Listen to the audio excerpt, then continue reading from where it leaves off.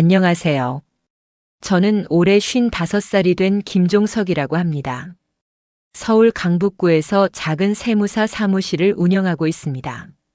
그저 평범한 중년 남성이었던 제 삶이 어떻게 송두리째 흔들렸는지 오늘 이야기해 보려고 합니다. 참, 이런 이야기를 낯선 사람들에게 한다는 게 쉽지 않네요. 이런 말을 누구에게 할 수도 없었는데 이렇게나마 마음을 털어놓을 수 있어 다행이라고 생각합니다. 저와 비슷한 경험을 하신 분들에게 조금이나마 위로가 되길 바라는 마음으로 용기를 내봅니다. 저는 아내 윤미선과 결혼한 지 올해로 27년이 됩니다.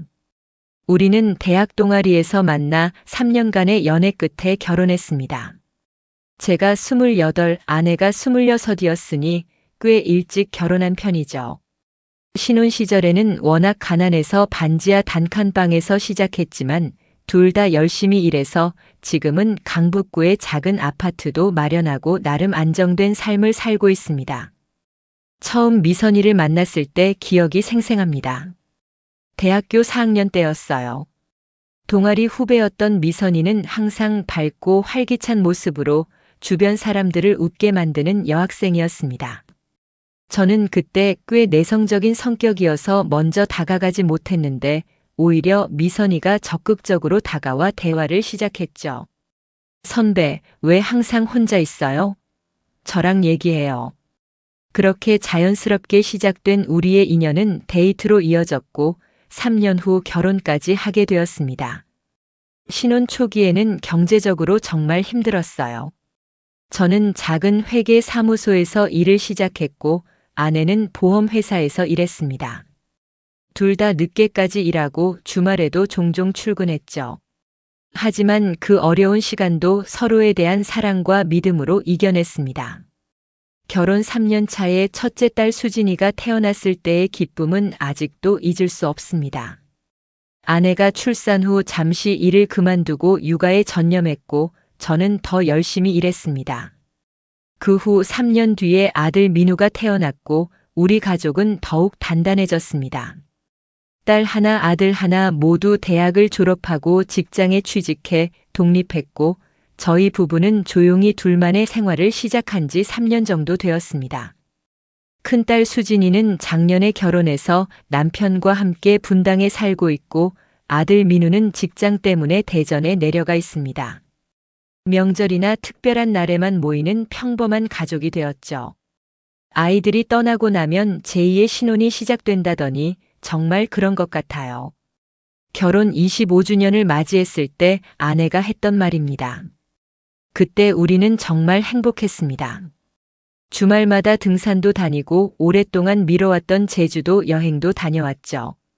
아내와 함께 한라산도 올라가고 바닷가에서 일출도 보았습니다. 워낙 아이들 뒷바라지하느라 우리 둘만의 시간이 부족했는데 이제야 서로를 위한 시간을 가질 수 있게 된 것이 감사하게 느껴졌습니다. 우리 이제 우리만의 시간을 즐길 때가 됐네. 그렇게 말하면서 서로를 바라보던 그 눈빛이 아직도 생생합니다. 저는 아내를 정말 사랑했습니다. 결혼 생활 내내 단 한 번의 바람도 피운 적 없었고 아내도 마찬가지라고 믿었습니다. 27년이라는 세월 동안 물론 크고 작은 다툼도 있었습니다. 특히 경제적으로 어려울 때나 아이들 교육 문제로 의견이 맞지 않을 때는 심하게 다투기도 했습니다. 한 번은 제가 새로운 사업에 투자했다가 큰 손해를 봐서 아내가 며칠 동안 말도 안 하고 냉전을 벌인 적도 있었죠. 아내 역시 급한 성격이라 종종 화를 내곤 했지만 하루만 지나면 언제 그랬냐는 듯 웃으며 화해하곤 했습니다. 제가 30대 중반에 직장을 그만두고 세무사 시험을 준비했을 때도 아내는 한결같이 저를 지지해 주었습니다. 수입이 줄어 생활이 어려워졌지만 아내는 파트타임으로 일을 시작하며 가정 경제를 책임졌죠. 당신이 하고 싶은 일을 해야 행복할 거예요.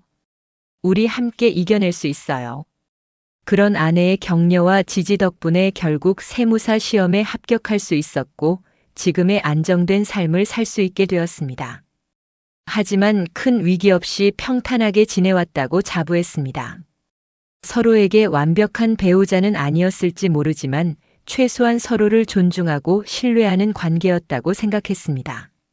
아내는 제가 직장 생활하다가 중년에 세무사 공부를 시작했을 때도 한마디 불평 없이 지지해 주었고, 저 역시 아내가 오랫동안 다니던 회사를 그만두고 창업에 도전했을 때 응원했습니다. 비록 그 사업은 실패로 끝났지만 서로에게 힘이 되어주는 파트너였다고 생각했습니다.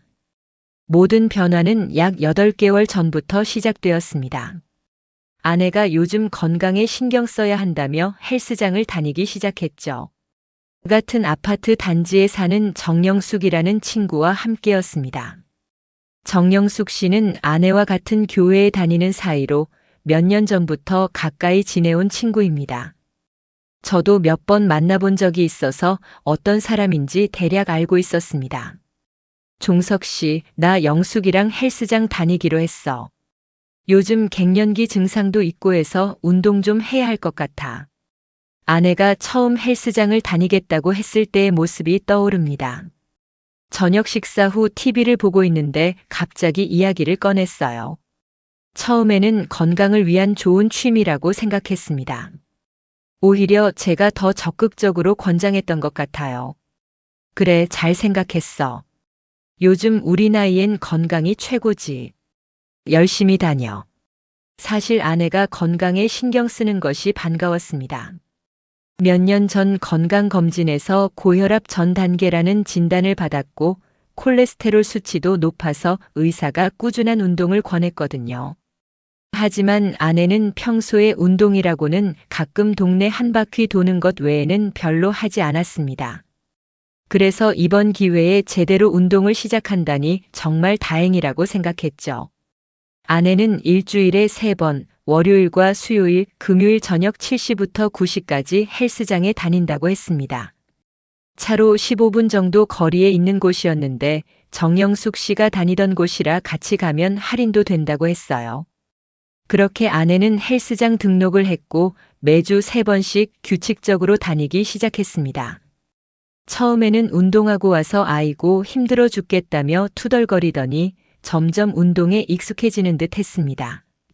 때때로 오늘은 PT 받았어. 트레이너가 정말 까다롭더라. 라든가 오늘은 러닝머신에서 30분이나 뛰었어. 라며 자랑스럽게 이야기하곤 했습니다. 처음 한 달 정도는 별다른 변화가 없었습니다. 약속한 시간에 나가서 약속한 시간에 돌아왔고 운동 효과가 있는지 살짝 체중도 줄고 피부도 좋아진 것 같았습니다. 아내는 종종 운동 후에 뿌듯함과 영숙 씨와 함께 운동하는 재미에 대해 이야기했습니다. 저는 진심으로 기뻤고 운동복이나 운동화를 사주며 아내를 응원했습니다. 아내는 정말 행복해 보였고 저 역시 아내가 건강에 신경 쓰고 자기 개발을 하는 모습이 좋았습니다. 하지만 2달쯤 지났을 때부터 조금씩 이상한 변화가 감지되기 시작했습니다. 첫 번째 변화는 헬스장 가는 날 아내의 복장이었습니다.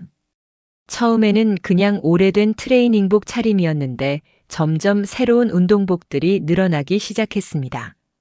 처음에는 신경 쓰지 않았습니다. 운동을 시작하면 그에 맞는 옷이 필요하니까요. 하지만 어느 날 보니 아내의 운동복이 눈에 띄게 달라져 있었습니다.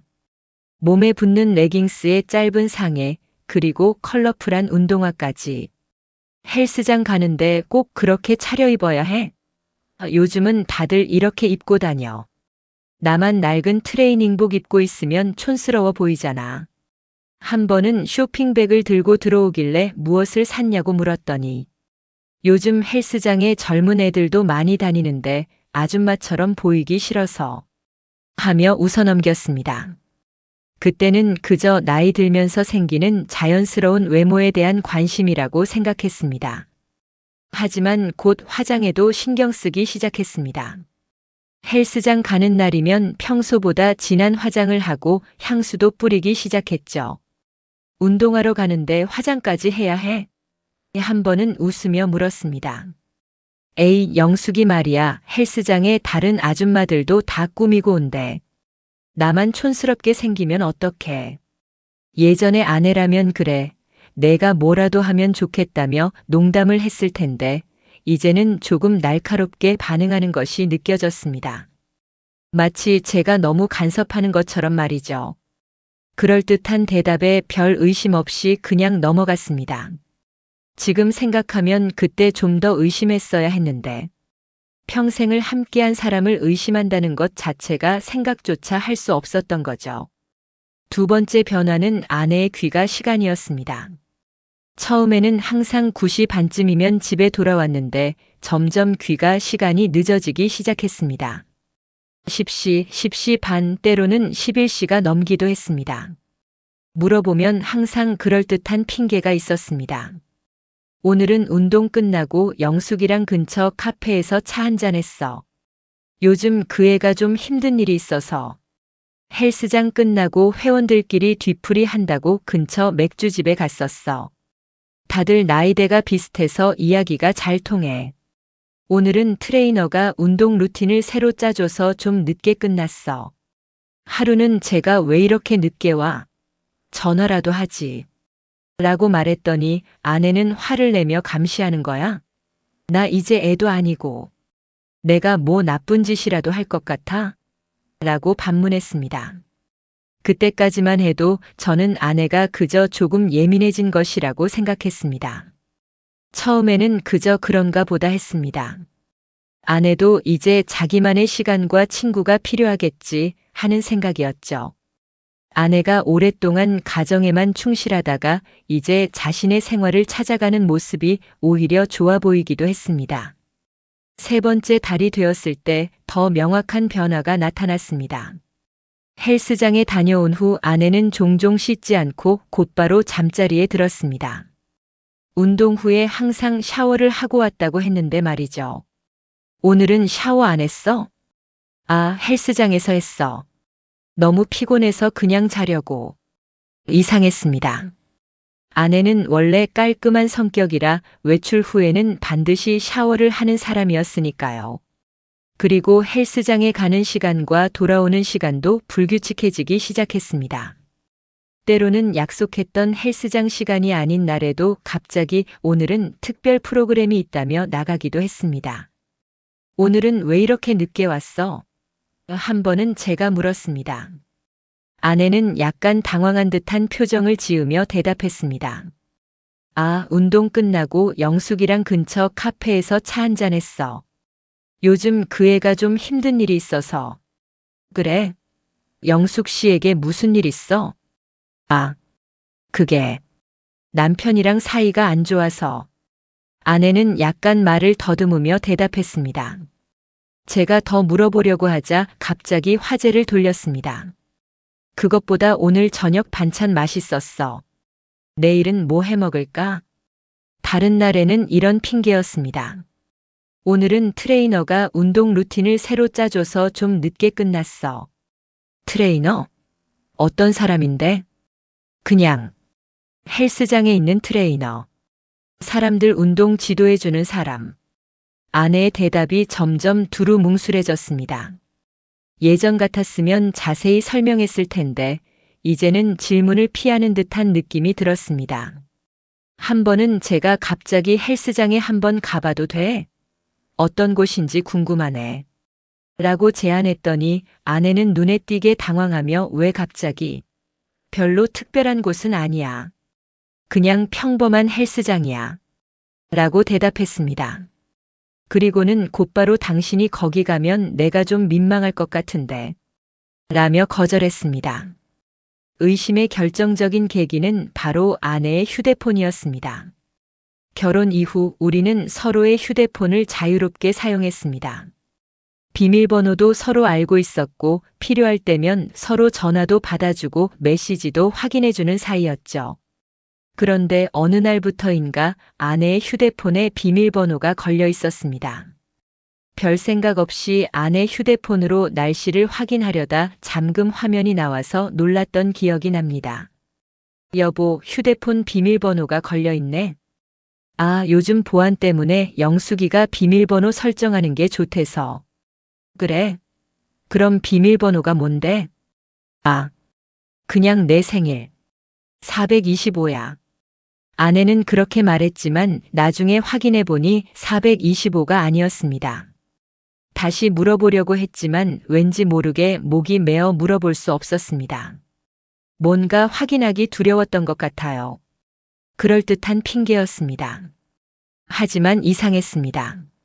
왜 갑자기? 그리고 왜 나에게는 비밀번호를 알려주지 않는 건지. 또 한 가지 이상한 점은 아내의 휴대폰 사용 습관이었습니다. 예전에는 거실에 휴대폰을 그냥 두고 다녔는데 이제는 항상 몸에 지니고 다녔습니다. 화장실에 갈 때도 휴대폰을 들고 갔고 자기 전에도 베개 밑에 두고 잤습니다. 그리고 종종 밤에 메시지가 오면 화면을 가리며 확인하는 모습도 보였습니다. 한 번은 아내가 샤워하는 동안 거실에 두고 간 휴대폰이 울렸습니다. 별 생각 없이 확인해 보니 준호 트레이너라는 이름으로 메시지가 와 있었습니다. 오늘 정말 좋았어요. 다음에 또 봐요. 그 순간 가슴이 철렁 내려앉았습니다. 뭔가 이상한 느낌이 들었지만 그래도 그냥 트레이너니까 운동에 관한 얘기겠지라고 스스로를 위로했습니다. 헬스장에 다닌 지 4개월 차가 되었을 때 저는 이미 불안과 의심으로 밤잠을 설치기 시작했습니다. 하지만 27년간 함께한 아내를 믿고 싶었습니다. 나이 들면서 외모에 더 신경 쓰는 거야. 친구와 더 많은 시간을 보내고 싶은 거야 하며 스스로를 위로했습니다. 아내와 직접 대화를 시도해 보기도 했습니다. 요즘 뭔가 다른 것 같아. 무슨 고민 있어? 아니, 별거 아니야. 그냥 요즘 좀 피곤해서 그래. 헬스장 다니는 게 힘들어? 그만둬도 되는데. 아니야, 운동은 재밌어. 그냥 갱년기 증상인가 봐. 호르몬 때문에 기분이 좀 그래. 아내는 항상 그렇게 대화를 피했고 저는 더 이상 캐물을 수 없었습니다. 뭔가 제가 잘못하고 있는 것 같은 의처증 환자처럼 구는 것 같은 느낌이 들어서요. 하지만 내면 깊은 곳에서는 끊임없이 의문이 들었습니다. 혹시? 하는 생각이 머릿속을 떠나지 않았습니다. 어느 날 저녁 아내가 헬스장에 가고 없을 때 저는 집안 청소를 하고 있었습니다. 우연히 아내의 서랍장을 정리하다가 낯선 영수증 하나를 발견했습니다. 인근 모텔의 영수증이었습니다. 날짜는 2주 전 수요일 아내가 헬스장에 갔다고 한 날이었죠. 심장이 쿵 내려앉는 느낌이었습니다. 영수증을 보는 순간 온몸에 식은 땀이 흘렀습니다. 아니야, 뭔가 다른 이유가 있을 거야. 스스로에게 말했지만 이미 의심의 씨앗은 확실한 형태를 갖추기 시작했습니다. 그날 밤 아내가 귀가했을 때 저는 그 영수증에 대해 물어볼 용기가 없었습니다. 대신 평소처럼 행동하며 아내의 반응을 살폈습니다. 아내는 평소와 다름없이 행동했지만 어딘가 미묘하게 불안해 보였습니다. 혹시 제가 무언가를 알았다고 의심하는 것 같았어요. 다음 날 저는 그 모텔에 전화를 걸어 확인해 보기로 했습니다. 하지만 모텔 측에서는 개인정보 보호를 이유로 아무것도 알려주지 않았습니다. 결국 저는 더 확실한 증거를 찾기로 마음먹었습니다. 다음 날 출근 전 아내에게 가볍게 물어보았습니다. 여보, 헬스장 트레이너가 어떤 사람이야? 잘 가르쳐? 아내는 순간 당황한 기색을 보이더니 침착하게 대답했습니다. 아, 그냥 보통이야. 별로 특별하지 않아. 남자야, 여자야? 여자 트레이너도 있고 남자 트레이너도 있어. 왜? 아니, 그냥 궁금해서. 요즘 나도 운동 좀 해야 할까 해서. 아내는 안도하는 표정을 지으며 미소 지었습니다. 그래? 같이 다닐래? 나랑? 이 제안은 의외였습니다. 아내가 제게 함께 헬스장에 가자고 제안한 것은 처음이었으니까요. 하지만 저는 그녀의 표정에서 진심이 아님을 느낄 수 있었습니다. 마치 저를 시험하는 듯한 혹은 제 의심을 누그러뜨리려는 듯한 느낌이었습니다. 아니, 괜찮아. 난 집 근처 헬스장 알아볼게. 내가 다니는 데는 좀 멀잖아. 그래, 그게 좋겠다. 아내의 목소리에서 미묘한 안도감을 느꼈습니다. 이제 확신이 들기 시작했습니다. 아내는 분명히 무언가를 숨기고 있었고 그것은 제가 생각하는 바로 그것일 가능성이 높았습니다. 결정적인 사건은 5개월 차에 일어났습니다. 월요일 저녁 아내가 헬스장에 간 날이었습니다. 갑자기 사무실에서 중요한 서류를 집에 두고 왔다는 것을 깨달았습니다. 서둘러 집에 들렀다가 문득 생각이 들었습니다. 아내가 다니는 헬스장에 한번 들러볼까?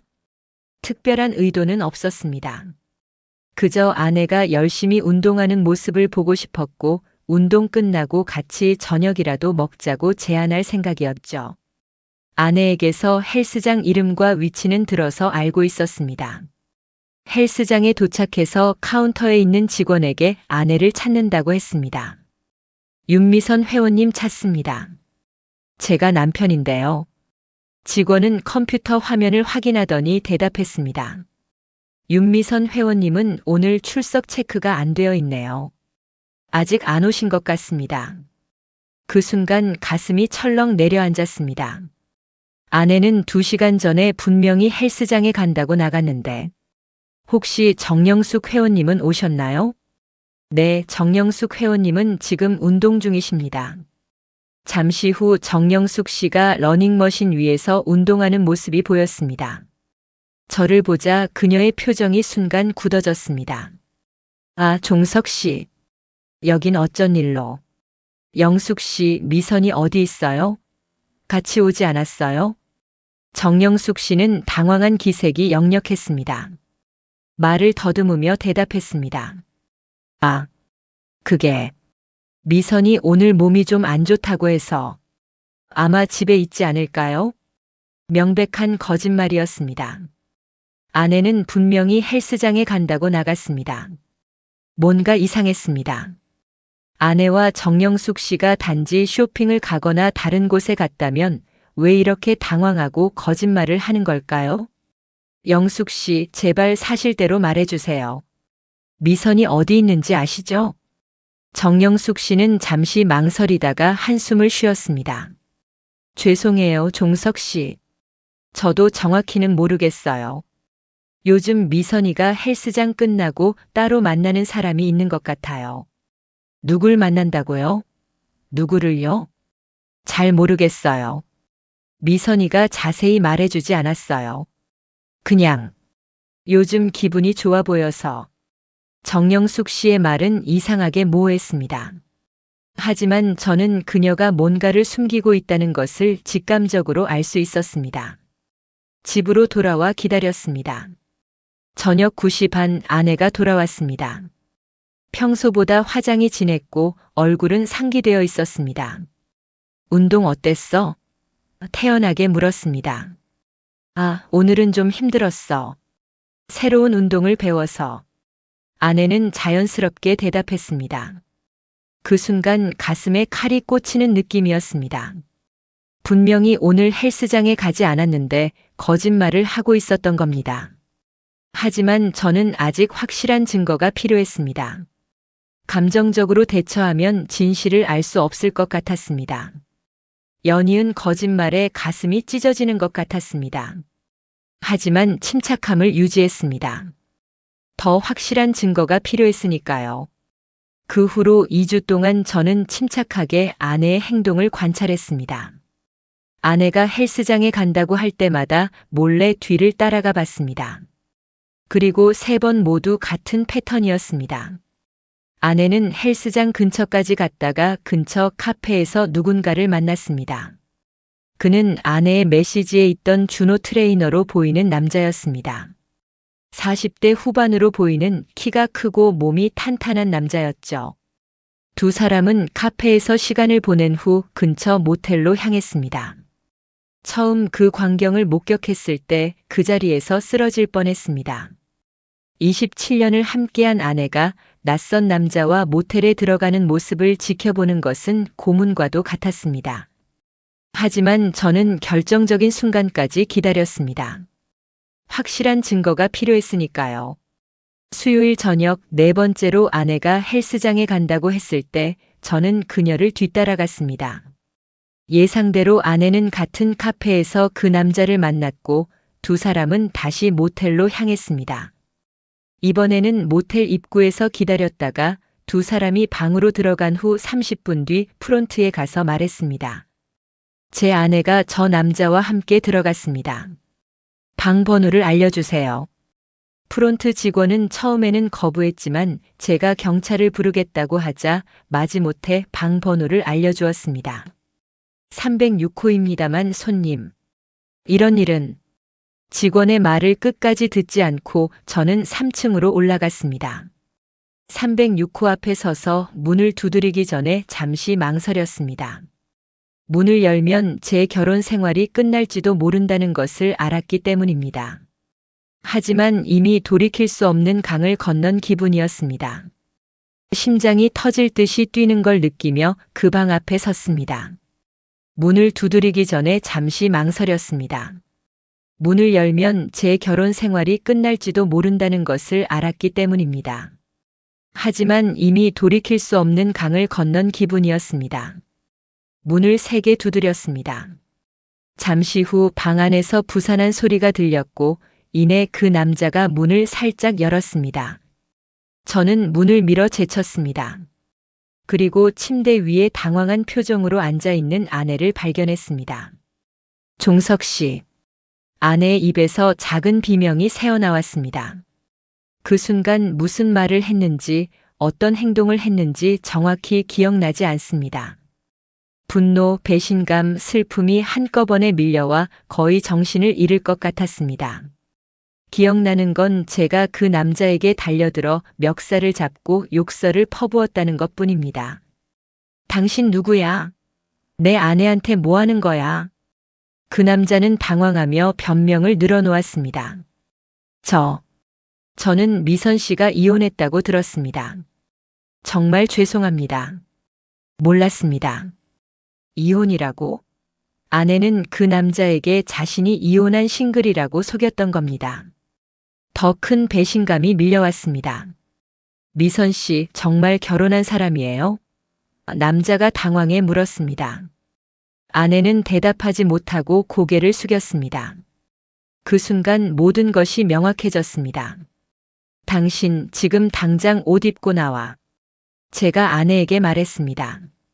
아내는 얼굴이 하얗게 질린 채 옷을 챙겨 입었습니다. 그 남자는 계속해서 사과했지만 저는 그에게 말할 기운조차 없었습니다. 그저 아내를 데리고 그곳을 나오는 것만이 중요했습니다. 모텔을 나와 주차장에 도착했을 때 아내가 눈물을 흘리며 말했습니다. 종석 씨, 내 말 좀 들어봐.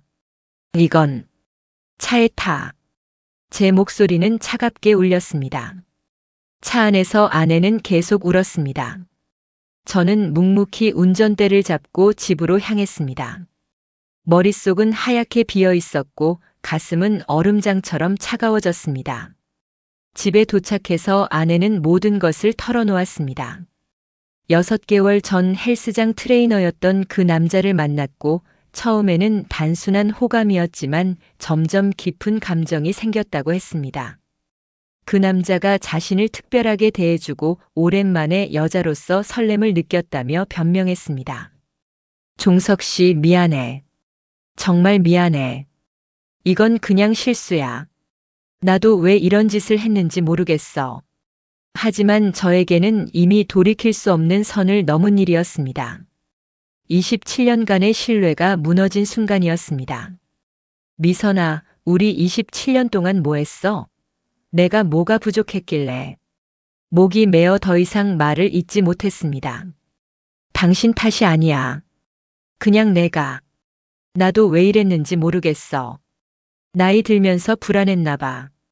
누군가 나를 여자로 봐주는 게 좋았어. 아내의 말은 변명으로 들렸습니다. 어떤 이유가 있든 배신은 배신이었습니다. 당신이 그 사람과 관계를 가진 게 몇 번째야? 아내는 고개를 숙이고 대답했습니다. 세 번. 그 대답을 듣는 순간 가슴이 찢어지는 듯 했습니다. 한 번의 실수가 아니라 계속된 배신이었던 것입니다. 그날 밤 저는 소파에서 잠을 청했습니다. 아니, 잠을 청하려 했지만 실제로는 한숨도 자지 못했습니다. 머릿속에서는 계속해서 아내와 그 남자의 모습이 떠올랐고 가슴은 찢어질 듯이 아팠습니다. 아내는 밤새 울었습니다. 방 안에서 흐느끼는 소리가 들렸지만 저는 그녀를 위로할 마음의 여유가 없었습니다. 그저 천장을 바라보며 지난 27년간의 결혼 생활을 돌이켜 보았습니다. 정말 행복했던 순간들, 어려웠지만 함께 이겨냈던 시간들, 그리고 아이들의 탄생과 성장. 모든 것이 이제는 조각난 거울처럼 흩어져 버린 느낌이었습니다. 내가 뭘 잘못했을까? 자문했지만 답을 찾을 수 없었습니다. 물론 완벽한 남편은 아니었겠지만 최선을 다했다고 생각했습니다. 아내를 사랑했고 가정을 위해 열심히 일했고 큰 실수 없이 살아왔다고 생각했는데 어디서부터 잘못된 걸까요? 다음 날 아내는 계속해서 용서를 빌었습니다. 무릎까지 꿇고 울면서 기회를 달라고 했습니다. 하지만 이미 제 마음은 굳어져 있었습니다. 미선아, 난 더 이상 당신을 믿을 수 없어. 우리 이혼하자. 아내는 필사적으로 저를 붙잡았습니다. 다시는 그런 일이 없을 거라고, 정말 미친 짓을 했다고 용서해달라고 애원했습니다. 하지만 저는 결심이 확고했습니다. 당신이 그 남자를 만난 게 문제가 아니야. 내게 6개월 동안이나 거짓말을 한 거야. 매일 매 순간 거짓말을. 그걸 어떻게 다시 믿어? 결혼 생활 27년 중 한 번도 이혼이라는 단어를 입에 올린 적이 없었습니다. 하지만 그 순간만큼은 그것이 유일한 선택처럼 느껴졌습니다. 아내는 하루에도 수십 번씩 문자와 전화로 용서를 구했습니다. 그러다 결국 자녀들에게 연락을 해서 상황을 알렸습니다. 딸 수진이와 아들 민우는 충격을 받았지만 놀랍게도 제 결정을 지지해 주었습니다. 아빠 힘들겠지만 아빠 생각이 맞는 것 같아요. 엄마가 그런 짓을 했다니 저도 믿기지 않아요. 딸의 말에 큰 위로를 받았습니다. 아들 민우는 더 직설적이었습니다. 아빠 용서하지 마세요. 엄마가 아무리 우리 엄마라도 그건 용서받기 어려운 일이에요. 자녀들의 지지 덕분에 저는 더욱 확고한 마음으로 이혼을 결심했습니다. 물론 쉬운 결정은 아니었습니다. 27년간의 결혼 생활을 정리한다는 것은 삶의 절반을 잘라내는 것과 다름없었으니까요. 하지만 배신당한 상처는 너무나 컸고 다시 신뢰를 회복하는 것은 불가능하다고 느꼈습니다. 변호사를 만나 이혼 소송을 준비했습니다. 물론 유리한 입장에서 재산 분할을 진행할 수 있었습니다. 아내의 부정행위가 명백했기 때문이죠. 하지만 그런 것들이 중요하게 느껴지지 않았습니다. 그저 빨리 이 고통스러운 시간을 끝내고 싶었습니다. 아내는 결국 집을 나가 친정에 머물게 되었습니다. 가끔 문자나 전화가 오지만 저는 대부분 응답하지 않았습니다. 아직도 그 배신감과 분노가 가슴 깊이 남아있기 때문입니다. 현재 이혼 소송은 진행 중입니다. 아내 측에서는 계속해서 합의를 요청하고 있지만 저는 법적 절차를 밟기로 했습니다. 일단 모든 감정을 내려놓고 냉정하게 처리하는 것이 좋다고 판단했기 때문입니다. 이제 저는 혼자입니다. 27년 동안 함께한 사람이 곁에 없다는 것은 상상 이상으로 외롭고 힘든 일입니다. 집안 곳곳에 아내의 흔적이 남아있어 가끔은 숨이 막힐 것 같습니다. 아내가 좋아하던 화분, 함께 찍은 사진들, 결혼 기념일에 선물로 받은 물건들. 모든 것이 추억을 떠올리게 합니다. 처음 며칠은 술로 시간을 보냈습니다.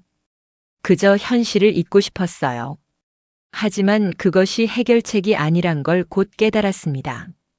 아침에 출근도 해야 하고 살아가야 하니까요. 점점 일상으로 돌아가려고 노력했지만 쉽지 않았습니다. 식사도 문제였습니다. 27년 동안 아내가 차려주는 밥을 먹다가 갑자기 혼자 밥을 해 먹거나 외식을 해야 한다는 것이 낯설었습니다. 처음에는 라면이나 배달 음식으로 때우다가 이제는 간단한 요리를 배워가며 스스로를 돌보고 있습니다. 1년에 몇 번씩 여행을 다니던 취미도 이제는 의미가 없어졌습니다. 혼자 여행을 간다는 것은 상상도 할 수 없었어요. 여행지에서 아내와 나눴던 대화, 함께 찍은 사진들, 그 모든 추억이 이제는 아픔으로 남았습니다. 밤이 특히 힘듭니다. 텅 빈 침대에 누워 천장을 바라보며 왜라는 질문을 끊임없이 던지게 됩니다. 왜 아내는 그런 선택을 했을까?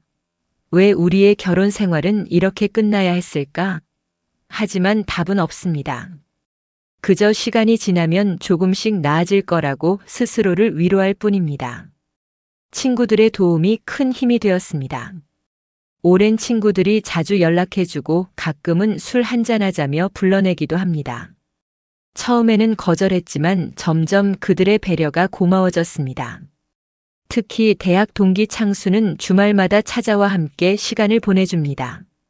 그 역시 몇 년 전 이혼을 경험했기에 제 마음을 잘 이해해주는 것 같습니다. 종서가 시간이 약이야. 지금은 힘들어도 언젠가는 무뎌질 거야. 창수의 말처럼 시간이 지나면서 조금씩 마음의 상처가 아물기 시작한 것 같습니다. 여전히 아내를 생각하면 가슴이 아프지만 적어도 숨을 쉴 수 있을 정도는 되었습니다. 이 모든 과정에서 가장 힘든 것은 자기 자신을 의심하게 된다는 점입니다. 내가 더 관심을 가졌다면, 내가 더 노력했다면이라는 생각이 자꾸 머릿속을 맴돕니다. 아내의 불륜이 저의 잘못은 아니라는 것을 이성적으로는 알지만 감정적으로는 자책하게 되는 순간들이 많았습니다. 사람들은 종종 묻습니다. 정말 용서할 수 없나요? 솔직히 말하면 용서는 가능할지도 모릅니다. 시간이 지나면요. 하지만 다시 함께 살 수는 없을 것 같습니다. 그 신뢰가 완전히 무너졌기 때문입니다. 아내를 볼 때마다 그 모텔에서의 모습이 떠오를 텐데 어떻게 정상적인 부부 생활을 할 수 있겠습니까? 어떤 사람들은 나이 들어 혼자 사는 게 걱정되지 않나요? 라고 물어봅니다. 물론 걱정됩니다. 55세, 이제부터 혼자 살아가야 한다는 것은 두렵습니다. 하지만 거짓과 배신 속에서 살아가는 것보다는 낫다고 스스로를 위로합니다. 자녀들과의 관계도 걱정되었습니다. 이혼 후에 아이들이 저와 아내 사이에서 어떤 입장을 취해야 할지 혼란스러워할까봐 걱정했거든요. 하지만 다행히도 아이들은 성숙하게 대처해 주었습니다.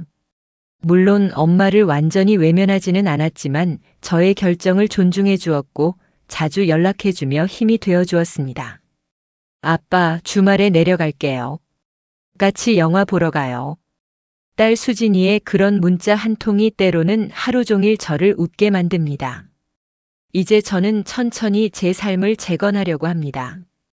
취미 생활도 시작했고 오랫동안 연락이 끊겼던 친구들도 다시 만나고 있습니다.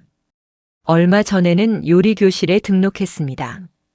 혼자 살면서 기본적인 요리는 할 수 있어야 한다는 생각에서였죠.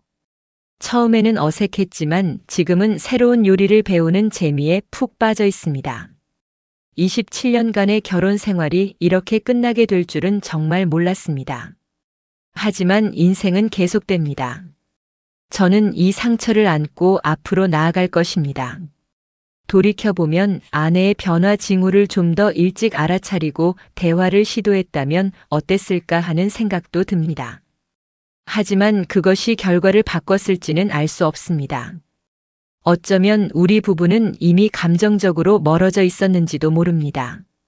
단지 그것을 인정하지 않았을 뿐이죠. 이런 경험을 통해 배운 가장 큰 교훈은 신뢰의 중요성입니다. 결혼 생활에서 신뢰는 기본 중의 기본입니다.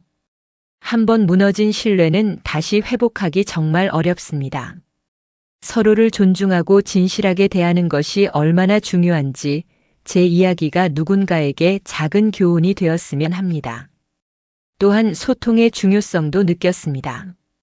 어쩌면 우리 부부는 너무 일상에 젖어 서로의 감정이나 생각을 제대로 나누지 못했는지도 모릅니다. 서로에게 당연한 존재가 되어버려서 특별한 노력을 하지 않았던 건 아닐까요? 결혼 생활은 끊임없는 노력과 관심이 필요하다는 것을 이제야 깨닫습니다.